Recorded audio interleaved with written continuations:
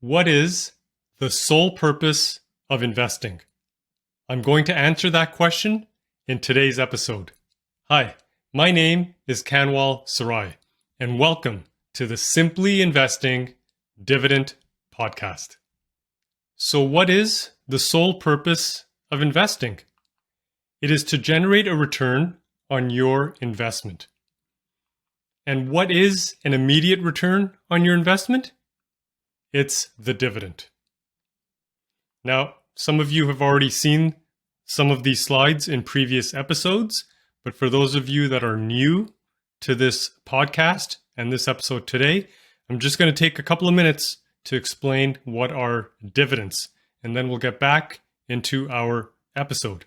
So dividends are nothing more than the company sharing its profits with you, the shareholder. So if we take a look at this example, and let's say the company is giving a dividend of $1 per share, and you own 1,000 shares, you will receive $1,000 every year for as long as you own those shares and as long as the company continues to pay that dividend. Now you can spend that money if you wish, or you can reinvest it into other stocks that pay dividends. Now the dividends are deposited directly into your trading account as cash. So like I said, you can spend that money if you wish, or you can reinvest it. And we're going to see a little later on in this episode that you receive those dividends regardless of fluctuations in stock prices. Stock prices go up and down all the time, but the dividend is going to remain consistent and hopefully grow in the future. So now that we're talking about, like I said in the beginning, an immediate return on your investment while you hold on to the shares is, of course, dividends. Now, let's take a minute to look at the dividend yield, because that's going to tell you right away what is the return on your investment. So the dividend yield is quite simple. It's the annual dividend per share divided by the share price, or the purchase price if you were to buy those shares. So let's take a look at a real life example with Tyson Foods.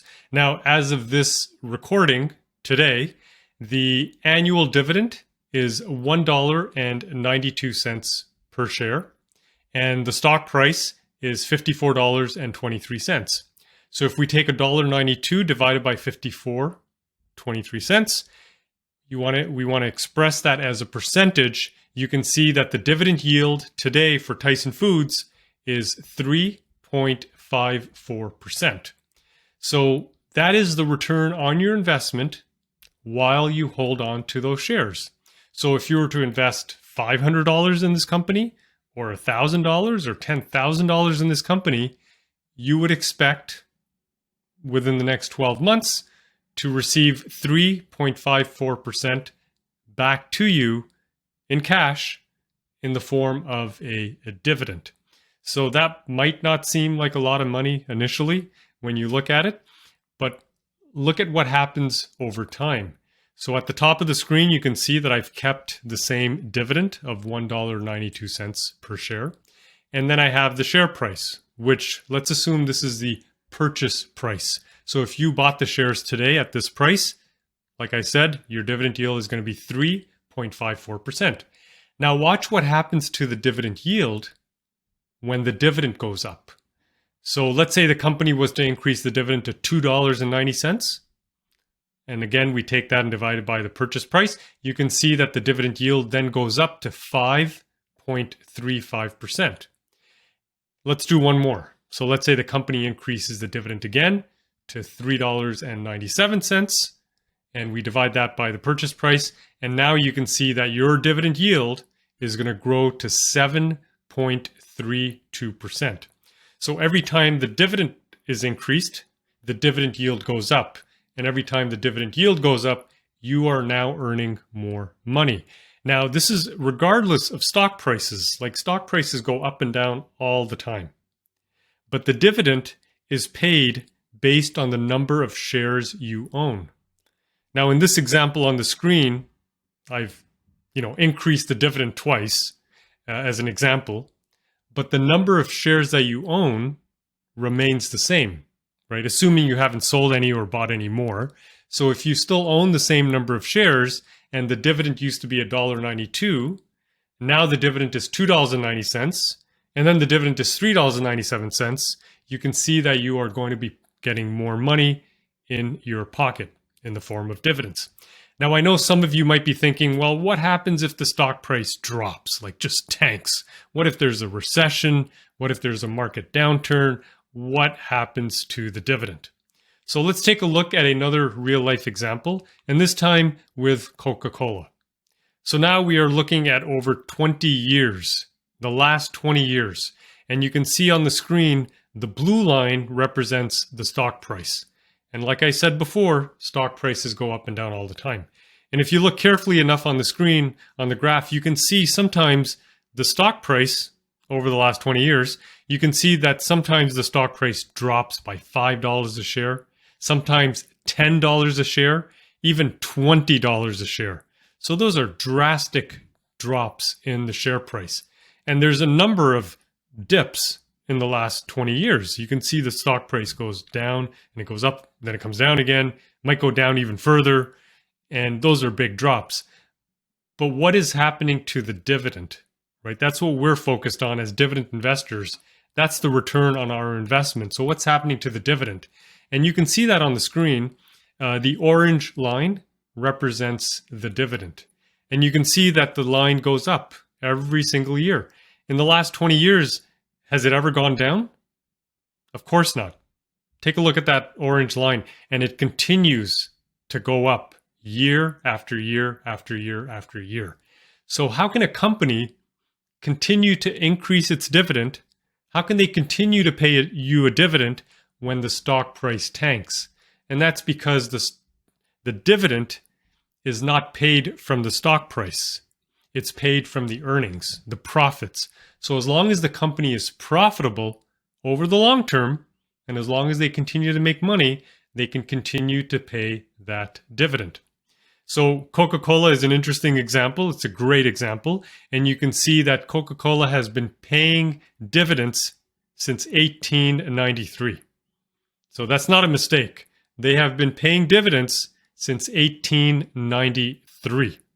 And even more impressive than that is that Coca-Cola has consecutively increased their dividend for over 60 years. So that's incredible. So think about how many market crashes, how many market downturns we've had in the last 60 years. But companies like this, and especially with Coca-Cola, they have continued to grow the dividend year after year after year. So I'm going to go back to this previous slide that we looked at before. So what is an immediate return on your investment? It is the dividend, because it's consistent and hopefully it continues to grow over time. So now let's take a look at an example, a real life example, and we're going to go into a little bit more detail. So we're going to look at an American company here called ADM. So let's suppose in 2003, you invested $4,968 in ADM. And back in 2003, the share price was $10.80. So back then, if you were going to invest $4,968, you would be able to purchase 460 shares in ADM. So let's say you went ahead and did that. So now you can see up on the screen here that in the year 2003, you can see that the dividend per share, the company was giving a dividend of 24 cents. Now remember, you bought 460 shares. So if we multiply that by 24 cents, we should see that the dividends received in the first year would have amounted to $110.40. Now, if you look on the screen, I'm also showing you the dividend yield. So remember, that's the dividend per share divided by your purchase price. So if we take 24 cents divided by $10.80, you can see that in the first year, you made a return of 2.22% on your investment. Now, that doesn't seem like a lot. That's not a fantastic return. It's an okay return. But watch what happens in the following year. And the company increases in 2004. Let's take a look. What is the dividend in 2004? it's 27 cents. So you can see that now the dividend yield has gone up to 2.5%. And in the following year, you would have made over $124 in dividends. Now, the company has increased its dividends every single year. So you can see that on the screen. The dividend goes up, continues to go up, and as of this recording, the dividend is now $1.80. Now remember, when we started in 2003, the dividend was 24 cents. So now if we look at the dividend yield today, let's take the $1.80 dividend divided by your purchase price, and now you can see that your dividend yield is over 16%. That is a 16% return every single year. Hopefully it'll go up if the company increases the dividend again. But if they don't, then you're looking at a 16% return year after year after year after year. So this year, if you held on to the shares and continue to do so, you would receive $828 in dividends. Now, if we add up all the dividends since 2003, now keep in mind, when you invested initially in this company, you invested $4,688. That was your capital investment. Since then, you would have received over $8,700 in dividends. So you can see that you've more than made up the return on your investment. So we'll just put some of the numbers up on the screen again. So you can see your initial investment was $4,968. The share price today, as of this recording, is $83.74. So if we're just looking at the stock price appreciation, the stock has gone up over 670%. But even more important than that is, what is the value of our entire investment, right? We're talking about return on investment. So you started by investing $4,968. Today, that investment would be worth over $47,000 because we're adding in the dividends. So once you add the dividends in, you can see that the total return on your investment is over 850%. So that's the power of dividends. They're consistent. They start off very small, but then they grow. And as they continue to grow, your return on your investment grows year after year after year. So now you can see here, ADM has been paying a dividend since 1927. That's an impressive track record. And they have consecutively increased their dividend for over 47 years. So this is important. Dividends provide a tangible, real return on your investment. Because without the dividend, you're only hoping for the stock price to keep going up. And hope is not going to cover your living expenses, or any expenses for that matter. But dividends will, because it is cash that's deposited directly into your trading account. And it's available to you at any time. And regardless of stock prices going up and down, market recessions, market downturns, it is consistent income that is coming to you. Now, let's take a look at what happens, and we're going to just pick a company here as an example. So First Solar, this is a company that does not pay a dividend, and we're looking at, what are we looking at? Almost the last 15 years here. Yeah, we're looking at a 15-year price chart. And you can see that, again, prices go up and down all the time. But if you invested, let's say, the same $4,968 back in 2008, today it would be worth $3,200. So you would have lost money. And without the dividend, like I said, you're only hoping for the stock price to keep going up. And that doesn't always happen. And this is a long period here. We're looking at 15-year period where you would have lost money in this company. Now, I'm not picking on this company specifically. I just wanted to show an example of a company that doesn't pay dividends and what can happen. Now, of course, if you bought it earlier on, you held it on for more than, 20 years or much longer, or if you were lucky enough to buy it back in 2012 when the price was really low, then you could have made some money off of this. But it's not a reliable and consistent return annually. You have to just pick and choose the right time to buy and sell. And that's not what we do here. As dividend investors, we don't do that. We don't time the market. We don't time stocks. And we're looking for safe and reliable returns on our investment. So this is where the dividend can help you so much. This is a great example, right? I'm going to just repeat that again. Initial investment was $4,968 in ADM, and then you received over $8,700 in dividends. So that is a great return, and you still own the shares. You didn't have to sell any of the shares to make that return. Now, does that mean should you buy any stock that pays a dividend? And the answer is no. Our approach to investing is to invest safely and reliably for the long term. So how do we do that? And what I teach is to invest in quality dividend stocks, not just any stock, but a quality stock when they're priced low. So how do you know when you're looking at a company if it's a quality stock, and how do you know if it's priced low? So to help you with that, I've created what I call the 12 rules of simply investing. And for those of you, if you're watching, you can see the 12 rules up on the screen. If you're listening to the audio version, I'm going to read out the rules for you just in a minute here. And if you're interested, I cover the 12 rules in the Simply Investing course. But let's take a look at the rules first. So rule number 1, do you understand how the company is making money? If you don't, skip it. Move on to something else. The rules are designed to save you from making mistakes. This is your checklist. So before you invest in any company, make sure that it passes all of the 12 rules. Not just 9 out of the 12 or 8 out of the 12. It passes all of the 12 rules. Okay, rule number 2, 20 years from now, will people still need its products and services?